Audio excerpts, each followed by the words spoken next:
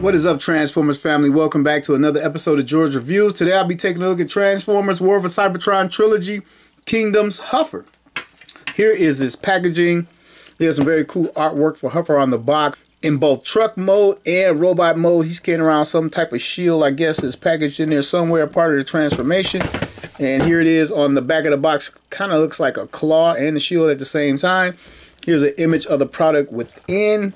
Some type of Cybertronian glyph right there. Tells us that it is actually Huffer right there. Side of the box, we've seen that before. And this is Huffer's packaging. Now, this is my first non-G1 Huffer figure ever, I think. Get Huffer open if I can. And I've always wanted another Huffer or a better done Huffer. Okay, I'm opening it the wrong way. But I've never jumped in and got one of the third parties Huff or whatever those things are, because I'm just not that big on third parties unless the toy is just, I'm totally botching this, unless the toy is absolutely amazing. Yeah, I done ruined this unboxing. Well, here's Huffer on a Studio Series type card sitting in there. There he is packaged. There's the accessories in the back of the box and a little collector's card right there that I sometimes forget and miss out. And the contents of the package have like this little warning, Hasbro and Australia consumer and 1-800 number. Here's an instruction booklet. And if you've never watched my channel, I don't do instructions. So the transformation could get a little dicey, but that's how we like it. Alright, moving this material, now I'm going to free, I guess I'll free the card first. If I can get the card out of here. And it's not just a card, it's just a card and a sticker. And I never really, I just put them away and just store them, keep them. Here's a little disc from Beast Wars and currently Transformers Kingdom. I guess Earthrise. Galvatron gave it to Megatron at the end of Earthrise, in case you didn't know. Just 2020. Here's the arc that we're supposed to be getting soon. And there is another card underneath, and I'll never really pull these off. It's the arc again. I'm trying to put it back on there and keep it the way it was. I think I did that. I feel a little bit of air bubble. Okay, it's gone. Now I'm going to get, man, they got a lot of ties on this guy. Get Huffer out.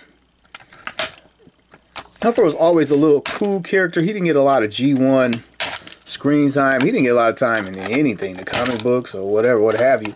And the funny thing is, I don't think he's going to make an appearance in Kingdom. Not all of the figures, not all the characters that get figures actually make an appearance in the toy line. And I don't think he's going to make an appearance. Maybe. But here he is. Feet are flopping around a little bit. He looks pretty cool. Looks very much like the G1 cartoon. And not too much like the toy. The toy was slightly terrible. And again, here's the little studio stand. Oh, we got to get his weapons out. Get his gun. And some type of shield. Right there. It's the same color as him, just painted. It's the same color he is, just painted over gunmetal gray and silver.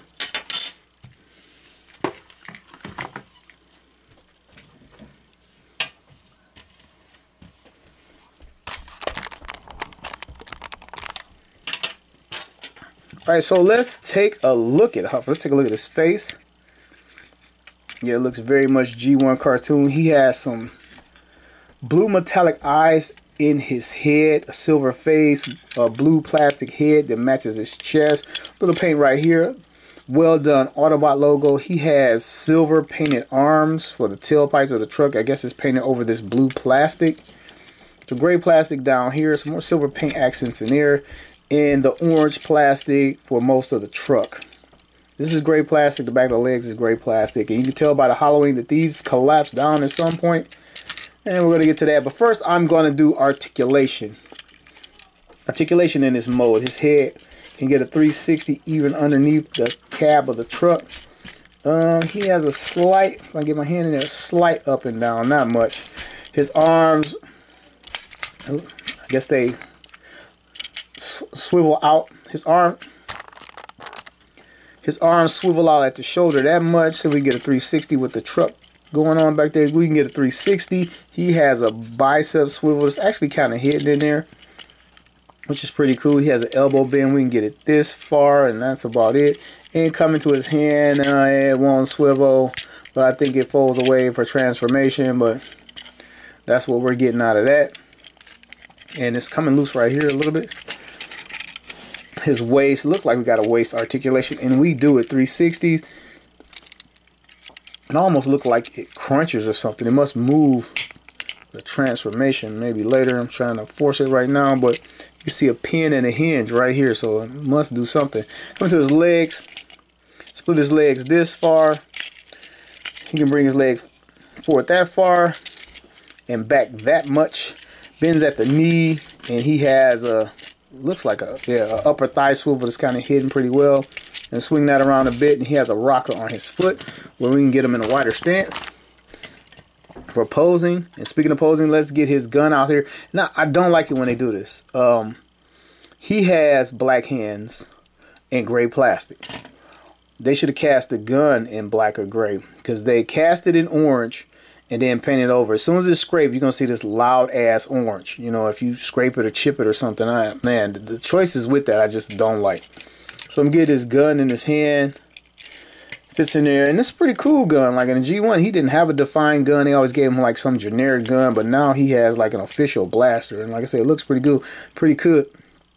It looks pretty good. And I guess the little orange piece that we can see is some type of energy buildup in there or something that makes the gun work, or I don't know. But it's got a lot of nice molded in detail on it.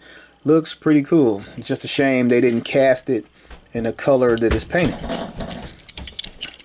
And while I'm talking, his arms are popping out and everything. I guess you can use it as articulation, but I don't think it's supposed to pop out because this little hood piece is sticking up close. So yeah, and then we get the shield thing, the claw grabber or something. I'm assuming it's some type of truck bed cover in his truck mode. That's my guess.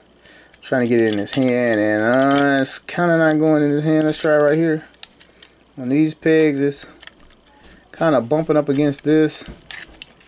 Maybe he has a port. Okay, we can put it on a port on his arm, and that works a lot better. There we go.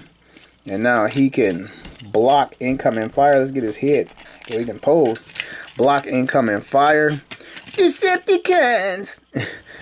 Return incoming fire. He had like a sucker voice in the G1 cartoon.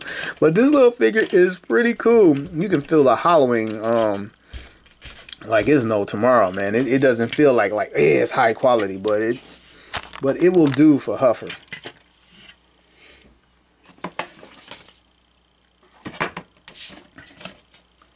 But I do kind of expect a little bit more out of a deluxe. I sort of kind of expect more out of a deluxe class figure than what I'm feeling, but it's not bad, but it's not great. You can just tell he's a little bit more cheap. He's executed a little bit more cheaply than the other deluxe class figures in my mind. I'm spinning tight. You can see the little ports where you can put blast effects, and if I got one nearby, I'll add a blast effect. If not, we won't have blast effects in this review. So that's pretty cool. And again, every time I move around, these little hinges are popping loose. And yeah, I mean, I guess it's kind of secure, but if you, especially this side, put any pressure on it, it's coming loose. Now let's attempt the transformation. Let's see what he does. Peek at the box. All right, let's look at the truck mode and let's get it started. I mean, this is clearly the truck right here. So I'm gonna untab these. No, I'm gonna start with the cab. Clearly this pops up and we got some tires under here. And since these want to pop out all the time, we're gonna pop these out. Bring the tire. Oop. Ha.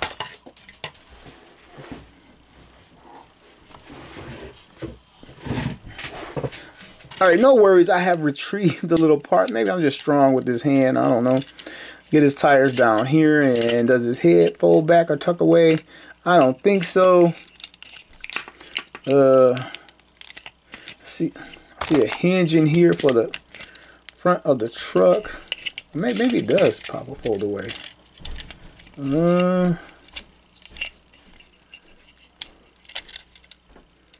Okay, I don't see what it should do or would do. Well, we're just gonna hinge that down right here and let his head, wait, I'm gonna turn his head around just in case. All right, so we kind of got this. Let's get the smokestacks up. I'm just gonna fold these down until I figure it out. And it looks like the peg right here and the port right here, and we can put these two together and they can have some fun. And fold this hand down over here and repeat the beat. Let's get this over here. Wait, how do I have it? Oop, I'm losing it. All right, let's get this around and peg that in. I think I snapped something by accident, but I think that works. I think that's how it's supposed to be. And swivel his legs around to create the back of the pickup. Yeah, I probably made this a lot harder than there's some tabs. A lot harder than it should have been. And I think I got it. You got it. You got it. And I think that's it. I'm not getting rollage. Let me see. Might be a little bit of work left to be done. Alright, so yeah, I think I got everything tabbed in. It looks like a nice little gap right there. I may have did something wrong, but you know how I do, no instructions. He rolls pretty good. I got all 4 tires rolling. So that's all that matters to me. Let's take a look at his truck mode. Looks pretty good. Love the translucent blue windows in there. Looks like you can put a guy in there. A lot of space. Looks very good. The smokestacks are very thick. I guess to create the arms for the robot mode, but they are very thick. Looks G1-esque. And again, I really wish they had used gray plastic instead of the black, because you can kind of see it bleeding through, and then you can see where they added the port, the black in there, and then the black hands just hanging out. We're going to have the black hands hanging out regardless, but you can just see like the black through the silver. I don't know if the camera's picking up, my naked eye can see it just fine. Pulls off a very clean truck mode. Other than that, like the little back section here is now hollowed out, and it has like the trailer hitch right there. Looks really good. Has the little pattern in here to give you grip in case you're walking on. I don't know what it's called, but has that little pattern right there on it, which is nice attention to detail. He has brake lights, which is very cool. Painted rims on the tires, which is even better. A lot of times it's just cheap out and give us just a straight black tire. Has a couple of rivets on the side there. Looks like a tiny door handle, and he has mirrors, front lights, silver painted grill, silver painted bumper, and some lights on the top that are painted. They even hit it with a little bit of blue, which is very, very cool. I appreciate that, and I like that very much. Underneath the bottom, you can see the truck pretty much hanging out, but you know what I'm saying? It's a Transformer. What can you do? Parts got to go somewhere, right? And again, he rolls pretty good, even on my glass surface. And if you wanted to, you can add this. The ports line up, obviously, right here. And I don't know exactly what this does. I'm not sure if that looks better at all. You know, actually, now that I think about it, I don't even need this unless it might help him connect to a city. You know how these ports to like the larger playsets. And you can take this gun, of course, and put it in the top of the truck. You can drive and blast. Put it in right, maybe not right there, but right here and here and here and here, and it could be a smokestack, and you can put it back here. It goes in all of its ports. But the biggest thing we want to see port in here is Earthrise Optimus Prime's trailer, and here it is. Let's get to it right now, and let me carry that load, Optimus.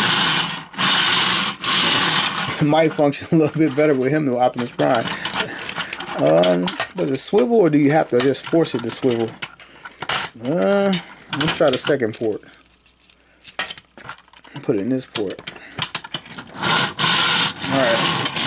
It's better in the back port. Like, I guess as a truck, it's supposed to go in here, but I'm getting more motion out of it. Like right here is stiff, like the whole truck is sliding. But if you put it in this port, you can get him to turn before the truck turns, which is really cool. And actually, it scales better with this guy than it does Optimus. No surprise there. Hasbro cheap bastards. But I got love for Hasbro. You can tell I support the product. But yeah, that's pretty cool. I really like it better with him than I do Optimus Prime. Alright, might as well give Huffer the old size up and run down with a couple other vehicles in and out of his classification. Here he is with Earthrise Hoist. See how these guys compare. You know I was going to use Hoist because in the G1 cartoon, Hoist was actually driving Huffer around the city. That was awesome.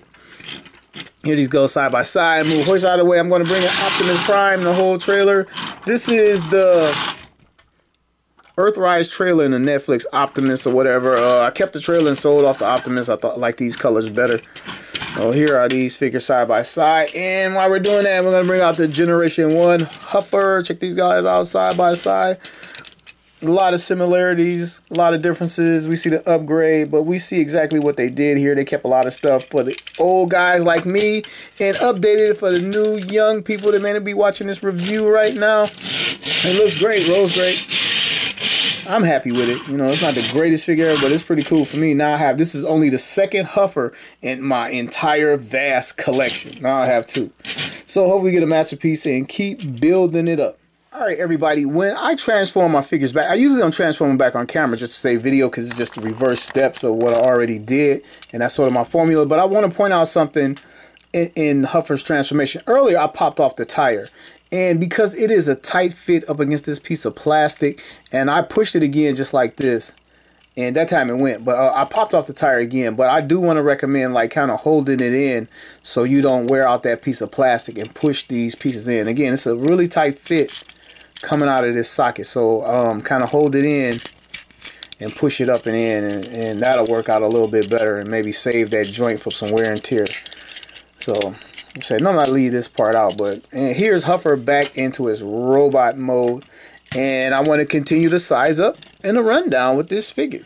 Here he is next to Earthrise Cliff Jumper, or I think he's Earthrise. Man, I can't remember. It's just all the same damn toy line, but here he is. Here he is with Earthrise Grapple and Hoist, again with Optimus Prime in robot mode. Here he is with Marvel Legends Rocket Raccoon. Wait, what? This is how he scales next to Masterpiece Bumblebee. Not bad at all. And here he is with his Generation 1 Incarnation. So he's pretty good overall. He's a solid figure. The gun is a little bit loose in his hand. Let's try his other hand. I didn't try it. It's a little bit loose in his hand. It's not bad. It's not flopping around. But it does feel a little bit loose. So I recommend this guy. Yeah, I just picked this guy up the other day. What is it? Today is the 20th. I think I got him on the 18th. And was real excited to do the review for him, obviously.